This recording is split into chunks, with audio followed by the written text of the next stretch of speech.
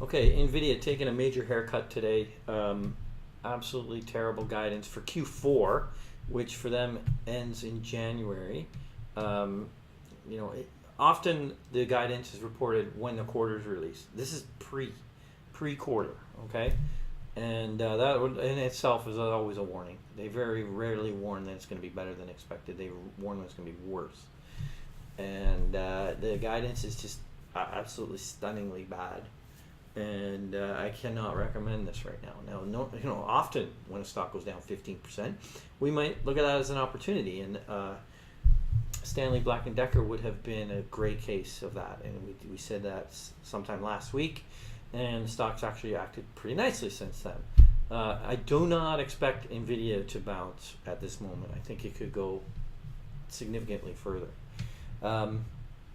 Okay. I'm going to do this analysis in near real time here. I did bring up Nvidia already, but let's look at it. Okay, so right away, let's just look at the history. Don't look at the green valuation over there. That would signal that you would want to buy it. But you can see the history is kind of sporadic, right? Up and down return on capital. Some really nice peaks. That's 2008 there, and then just fell out of bed completely. And a little head fake there, and started to really improve in the last 4 or 5 years, and that was great. I did an amazing job. Okay, now the default valuation is just saying, okay, well, normal fade, and if it normally does, normal conditions, it'd be worth 167. Okay, this is anything but normal though. Okay, so they are guiding for, instead of, well, let's first of all look at the revenue stream. Okay, so in I think that's Q3. They have a unusual year end. It's January, so October is Q3, correct? Okay, so they did 3.1 billion in revenue, and you can see. Let's just go back to October this time last year, 2.6, and just a little bit before that is 1.9.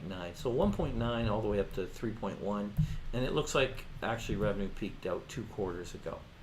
Okay, that was still 20% growth from the same quarter the previous year.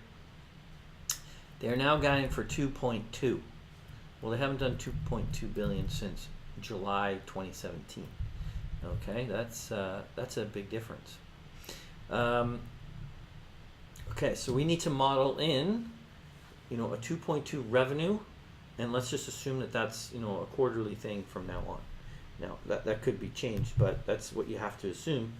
And usually earnings and cash flow kind of move relatively closely. So if you're going to cut your revenue by, well, we're going to go 3.1 down to 2.2, which is almost a third, right? So like a 30% drop in revenue, something like that. Or is that it might even be more. If it went no, it's about 30. That's about right. Okay. And so I'm going to assume if they kind of maintain margins, I've already done this math, so basically they need to earn a 12% return, and that would generate cash flow of 2.6 billion for a year.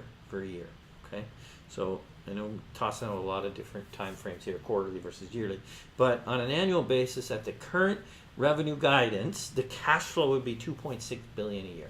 Okay, that's the bottom line.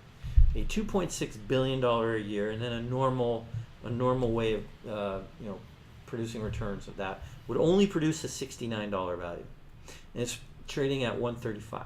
Okay, before we panic too much, I know how the world works, I know how trading works, and I know how valuation works, and I know how our model works. It doesn't mean that it's going to go to $69 just because our intrinsic value says that. But I wanted to get a gauge of what it could go to if the current conditions didn't really change. Okay, so giving their current guidance for next quarter, and they could raise that a quarter down the road, and all these sorts of permutations and combinations can happen.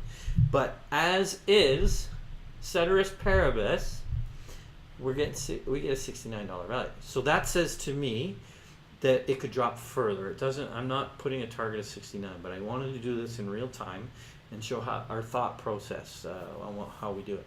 So to me, I just see a big gap from the 135 actual trading value to a potentially pretty horrible scenario. Hopefully this quarter is not indicative of the next little while. Also, I would point out I don't like the verbiage that company use.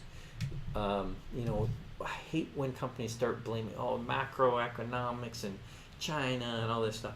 And while that's probably a somewhat of a factor, it doesn't destroy your revenue by 30%. China's still growing, okay? Still growing 6.5% GDP. That so if your guidance used to be 20% growth, and now you're going for a negative 30, that is not just being in line with growth in China. Okay, so that to me says you have to stay away from Nvidia for a while. Hopefully we can get back in another date, but I am not saying this is an opportunity right now.